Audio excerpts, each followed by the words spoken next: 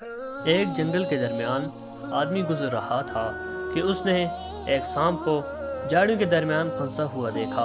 اس سانپ نے مدد کی اپیل کی تو اس آدمی نے ایک لکڑی کی مدد سے سانپ کو وہاں سے نکالا۔ سانپ باہر آتے ہی کہا، اب میں تمہیں ڈسوں گا۔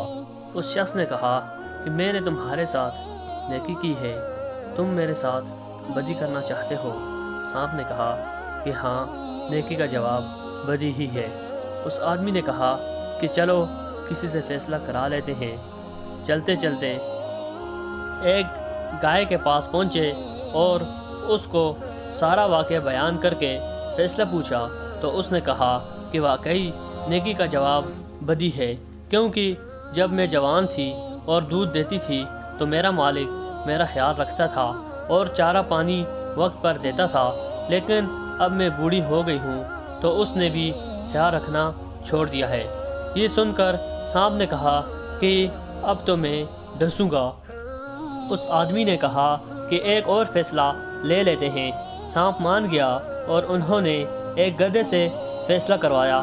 گدھے نے بھی یہی کہا کہ نیکی کا جواب بدی ہے، کیونکہ جب میرے اندر دم تھا میں اپنے مالک کے کام آتا تھا، جو ہی میں بوڑھا ہوا اس نے مجھے بھگا دیا۔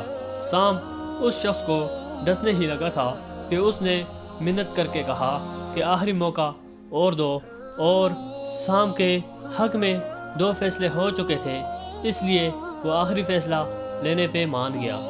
اب کی بار وہ دونوں ایک بندر کے پاس گئے اور اسے کہ فیصلہ کرو۔ اس نے آدمی سے کہا کہ مجھے ان جھاڑیوں کے پاس لے چلو، سانپ کو اندر پھینکو اور باہر پھر میرے سامنے نکالو، اس کے بعد میں فیصلہ کروں گا۔ وہ دونوں واپس اسی جگہ گئے۔ آدمی نے سانپ کو جھاڑیوں کے اندر پھینک دیا اور پھر باہر نکالنے ہی لگا تھا کہ بندر نے منع کر دیا اور کہا کہ اس کے ساتھ نیکی مت کر، یہ نیکی کے قابل ہی نہیں۔ واضح رہے کہ نیکی کا بدلہ نیکی ہے کہ کچھ لوگ سانپوں کی طرح ہوتے ہیں جو نیکی کا مطلب نہیں سمجھتے۔